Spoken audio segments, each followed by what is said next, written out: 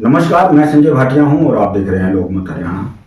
आज मैं झज्जर जिले की एक ऐसी शख्सियत से आपको मिलवाने जा रहा हूं जो कि भारतीय जनता पार्टी की महिला मोर्चा की जिलाध्यक्ष हैं। मैं बात कर रहा हूं सोमवती जाखड़ जी से। सोमवती जी, आपका बहुत बहुत स्वागत है। जी धन्यवाद संजय जी। सोमवती जाखड़, सबसे पहला प्रश्न मेरा ये है कि आपका जन्म कहाँ हुआ? संजय जी, मेरा जन्म बादड़ी विधानसभा के गांव है जादपुर, वहाँ मेरी जन्म स्थान हुआ यही। वहाँ पर आपका जन्म हुआ। शिक्षा आपने कहाँ तक प्राप्त की? संजय जी, मेरी शिक्षा 10वीं तक तो केंद्रीय विद्यालय झज्जर से हुई है, क्योंकि पिताजी मेरे फौजी हैं।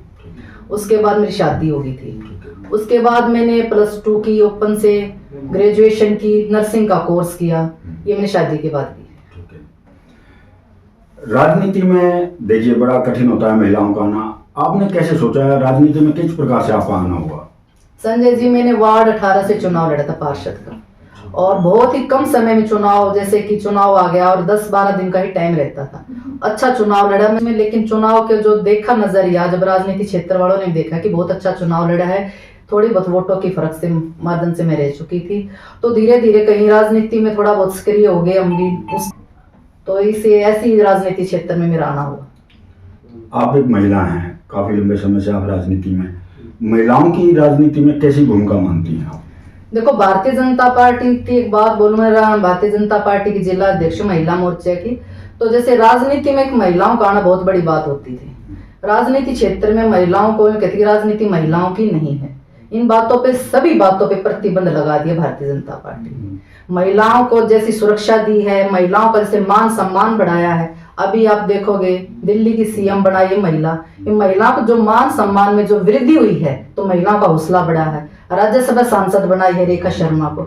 जैसे जब मनोबल बढ़ता है तो महिलाएं भी घर से निकलना शुरू किया। जहाँ कहीं हमें मान सम्मान मिलता है किसी भी क्षेत्र में, वहां उनकी उपलब्धि ज्यादा हो जाती है, ज्यादा बढ़ोतरी हो जाती है। जिलाध्यक्ष का एक बड़ा प्रभावशाली पद होता है जिले के अंदर। जिलाध्यक्ष आप महिला मोर्चा की बन गई। अब आपका सपना या लक्ष्य क्या है आगे?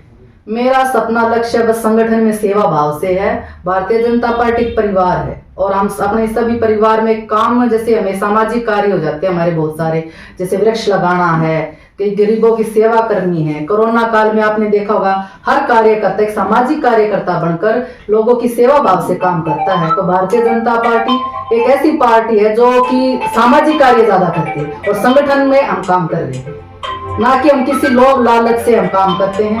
हम निस्वार्थ भाव से काम करते हैं। अब जैसे आपने बताया महिला सीएम बनी है, रेखा गुप्ता जी हैं दिल्ली की। इसी प्रकार से हरियाणा के अंदर जो है राज्यसभा की बनी है, सदस्य बनी है। तो क्या जो अन्य नेत्रियां हैं भारतीय जनता पार्टी की, उनमें कोई एक नई उम्मीद या नई आस जगी है?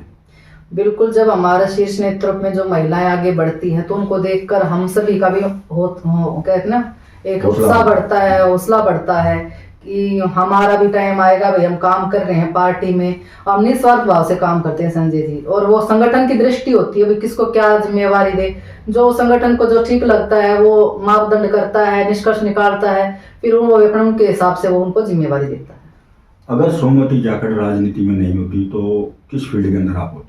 अगर मैं राजनीति में नहीं होती तो मेरा पुलिस में होने का बड़ा मन था कि मैं भी पुलिस प्रशासन में हूँ, अच्छे से समाज की सेवा करूँ, महिलाओं के काम करूँ, या फिर वकील। दो मेरे मन पढ़ती थी, तब मेरे मन में आते थी। जैसे मैं देखती थी जब कानून की पढ़ाई होती है, कैसे वो डिफेंड करते हैं, तो मेरा इन दोनों फील्ड में जाने का बहुत इच्छा थी। तो पुलिस में तो बड़ा कहते हैं पहले परिश्रम करना पड़ता है, तो उसकी तैयारी थी, दौड़ वगैरह? जी, मैं स्पोर्ट्स लेवल में, मैं नेशनल में मैं गोल्ड मेडलिस्ट हूँ लॉन्ग जंप और शॉर्ट पुट में। लेकिन वही बात हो जाती है ना, मेरी शादी 10वीं में पढ़ते पढ़ते होगी, तो इन चीजों में मैं। इसके पीछे क्या रीजन रहा? 10वीं के अंदर तो बहुत कम आयु होती है, 14-15 साल की। देखो, ऐसा होता है कई बार इंसान ना चाहते हुए हो जाते। मेरी बुआ की शादी हो चुकी थी, वहीं उसी गांव में मेरी भी कर दी, और दादा थे जो बड़े थे, तो उनका थी मैं पोती की शादी कर दूं।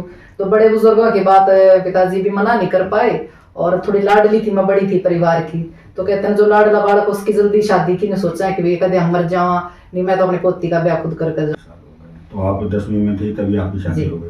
तो अब तो समय बहुत चेंज हो चुका है। तो अगर मान लो अब तो कोई 10वीं की लड़की करना चाहे तो वो तो कानूनन भी लगभग कानून तो तब भी बना हुआ था इस क्षेत्र पे, क्योंकि उस टाइम पे भी 18 साल की लड़की की उम्र होती थी। कानून तो तब भी बना था, लेकिन कोई बार होता ना कानून के पीछे भी काम हो जाते हैं। आपने ब्लैक चश्मा लगाया हुआ, हाँ जी। तो क्या ये ऐसे परमानेंट रहता है या क्या कारण है नहीं, आज मेरी थोड़ी आंखों में प्रॉब्लम थी तो इसलिए मैं परमानेंट नहीं लगाती चश्मा। नहीं हाँ। लगाते। तो अब जिस प्रकार से आप महिला जिलाध्यक्ष हैं, मैंने पहले भी पूछा आपसे, कितना आपने संगठन का विस्तार किया, कितनी महिलाओं को आपने संगठन के साथ जोड़ा है? मैं महिला अध्यक्ष हूँ जी। मेरे झज्जर जिले में 15 मंडल हैं, तो हर मंडल पे हमने एक मंडल अध्यक्ष की नियुक्ति की है, और जिले की टीम में मेरे 17-18 मेरी महिला पदाधिकारी बहनी हैं। तो हर मंडल पे एक महिला अध्यक्ष है, फिर उसकी पूरी टीम है। तो ऐसे करके हमें कम से कम 350-400 महिलाएं संगठन में कार्य कर रही हैं। हर मंडल पे 15-20 महिलाएं हैं, और 15 मंडल हो गए, और फिर जिले की टीम अलग से होगी।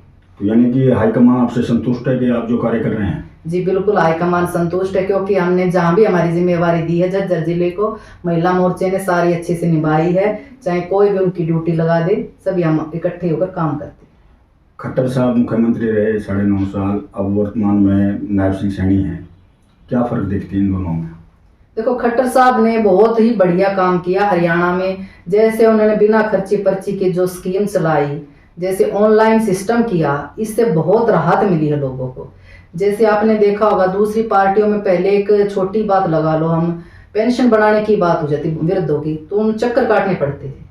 अब ऐसा हो गया है कि 60 साल की उम्र हुई, ऑनलाइन पेंशन बन जाती है। तो जहाँ कार्यकर्ताओं को भी बहुत घूमना पड़ता था, आज जो कार्यकर्ता थे विपक्ष के, तो मैंने देखा है वो कहते हैं कि मेरी पेंशन बनवा दे, कोई कहता मुझे कार्ड, मेरा पीड़ा कार्ड बनवा दे। ये जो कार्यकर्ताओं की भागदौड़ थी बहुत कम होगी। अब सारा काम ऑटोमेटिक हो रहा है। जिस चीज की जिसको जरूरत होती है, जो डिजर्व करता है, वो किसी के आगे उसको हाथ फैलाने की जरूरत नहीं पड़ती। और जो हमारे किसान भाई हैं, चाहे बुजुर्ग हैं जिनकी पेंशन है, चाहे कैसी भी पेंशन हो हरियाणा सरकार की, ऑटोमेटिक खुद खातों में आ जाती है। वरना पहले आप देख सकते हो कि जो वृद्ध पेंशन लेने जाते थे सरपंच के घर पे, अगर पेंशन नहीं आती तो सरपंच के यहाँ से भी ये सुनने को मिलता कि अभी नहीं आई है, आप कल आना। उनका सम्मान को ठेस पहुंचती थी। अब वो बैंक में आती है, अपना नीडर होकर अपने लेके आते हैं पेंशन सभी, ना तो किसी सरपंच के चक्कर काटने पड़ते, ना किसी से पूछना पड़ता। उनका सम्मान बढ़ाया है। और वर्तमान मुख्यमंत्री नायब सिंह सैनी जी के बारे में क्या कहना है? वर्तमान नायब सिंह सैनी जी मनोहर लाल जी की उस पे पद पे ही चल रहे हैं। जो काम उन्होंने चलाए हैं उनको बखूबी तरीके से आगे निरंतर चला रहे हैं, और जो उनकी पॉलिसी थी पहले की, उनको आगे बढ़ाने का काम कर रहे हैं। अंत में महिलाओं को क्या संदेश देना चाहेंगे? अंत में मैं महिलाओं को, अपनी बहनों को, पूरे प्रदेश की बहनों को, जिले की बहनों को यही संदेश देना चाहती हूँ, जिस भी कार्य में जाओ, जिस भी क्षेत्र में जाओ, उसमें अपना 100% दो, मन से काम करो, और किसी चीज की इच्छा मत करो। अगर हम किसी चीज की इच्छा लेकर कोई भी काम करते ना, तो काम संपन्न होता और मन को बहुत पीड़ा मिलती है। अपने निस्वार्थ भाव से काम करो, जितना हमारे पास समय है उस समय लगाओ। जो भी पार्टी देती है काम, जिस भी क्षेत्र में आप काम करते हो, उसको निडरता पूर्वक करो। किसी के दबाव में देखो कोई काम करना भी नहीं चाहिए। निडर होगी तभी हम दूसरों को संदेश दे सकते हैं। सौमती जाखड़े जी, आपका बड़ा बड़ा धन्यवाद। एक बार आपसे फिर भी मिलेंगे, तब तक के लिए आपका बहुत बहुत आभार। धन्यवाद संजय जी।